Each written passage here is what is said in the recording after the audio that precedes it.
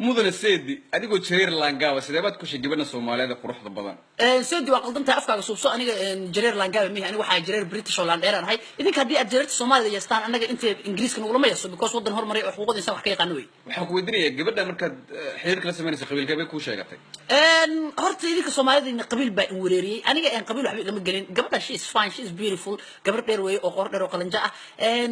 أيضا بحكي أنا قبيل كيان كل شيء يا إيش كبائري وحكي waxaan ka dhashay qabiil laandheera ah qabiilada boqortooyada Soomaali ugu laandheeraysan marka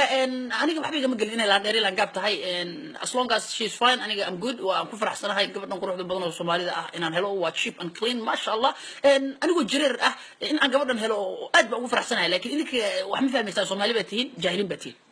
qisooyinka ay kaaga sheekeysay ku saabsan Soomaaliya kuwa ugu mucjisada badnaa maxaa kamid ah waxay ii sheegtay in niman badan oo Soomaali ah loo diiday oo ay isku diin yihiin isku dhaqan yihiin oo ma aragtay rag badan baa soo doonto ma jirtay abgaal habargidira ma laga yaabaa in ay gobolada Soomaaliya soo booqataan ها waan soo booqanaynaa waxa laga yaabaa inaan tagno ma aragtay maxaa dhahay Jubbaland iyo Puntland iyo Somaliland inaan tagnaa laga yaabaa iyo Xamar waan soo booqanaynaa hadii Ilaahay awood leh idmo waan soo baranay sidiyaashay kulli waa muufan la soo cuni doonaa waa la soo dhaanteen doonaa sidiyaashay oo soo baran doonaa jareer British ah iyo gabar qurux badan oo Soomaaliyeed maxay iska dhali doonaan kula tahay jareer British ay gabar qurux badan oo Soomaaliyeed waxay iska dhali doonaan Ilaahay baa og su'aal qaldan baa weydiisay anigu laan dheeraha laakiin insha Allah